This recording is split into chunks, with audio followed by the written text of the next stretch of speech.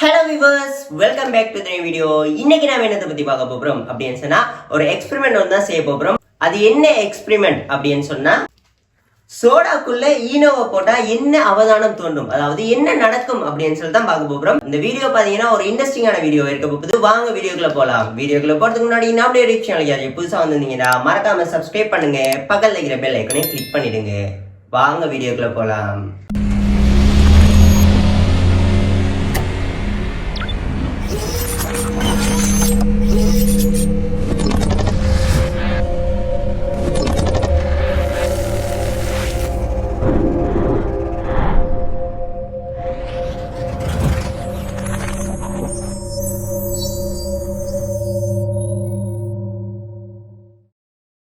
இந்த எக்ஸ்பெரிமெண்ட் செய்கிறது பார்த்தீங்கன்னா ஃப்ரெண்ட்ஸ், சோடா தேவைப்படும். என்ன சோடா வேணாலும் எடுத்துக்கொள்ளலாம். நான் பார்த்தீங்கன்னா 7up சோடான்னு எடுத்திருக்கேன். அடுத்தது பார்த்தீங்கன்னா ஃப்ரெண்ட்ஸ், ஈனோ வந்துட்டு தேவைப்படும். இது பார்த்தீங்கன்னா எல்லா க்ளோசரி ஷாப்ஸ் ஃபார்மசிஸ்ல எல்லாம் எடுக்கலும். இதில் 2 பாக்கெட் நான் எடுத்திருக்கேன். அடுத்தது பார்த்தீங்கன்னா ஃப்ரெண்ட்ஸ், ஒரு பலூன் தேவைப்படும். இது என்னத்துக்குன்னு சொன்னால் நம்ம ஈனோவை வந்துட்டு இதுக்குள்ளே கொட்டி தான் சோடாக்குள்ளே இன்புட் பண்ண போகிறோம். இதுக்காக வேண்டித்தான். இப்போ வாங்க ஃப்ரெண்ட்ஸ் எப்படி செய்கிறேன்னு சொல்லி பார்க்கலாம். ஃபஸ்ட்டு பார்த்தீங்கன்னா ஃப்ரெண்ட்ஸ், நான் ஈனோவை கட் பண்ணிக்கொள்கிறேன். ஈனோவை கட் பண்ணி பலூனுக்கு வந்துட்டு நம்ம கொட்டணும். இதுக்கு பார்த்தீங்கன்னா ஃப்ரெண்ட்ஸ், சிந்தாமல் கொட்டுறதுக்காக வேண்டி நான் ஒரு பேப்பர் ஒன்று எடுத்துக்கொள்கிறேன்.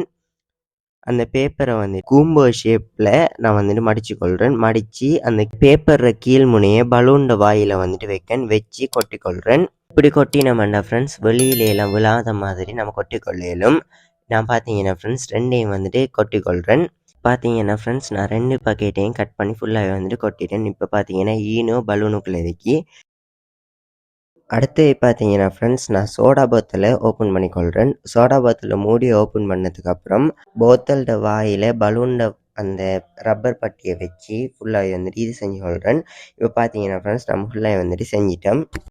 அடுத்து பார்த்தீங்கன்னா ஃப்ரெண்ட்ஸ், நான் பலூனுக்கு இருக்கிற ஈனோவை போத்தலுக்குள்ள வந்துட்டு கொட்டுறேன். கொட்டின உடனே பார்த்தீங்கன்னா விளங்கும் பலூன் வந்துட்டு வேகமாக வந்துட்டு ஊதுதோ.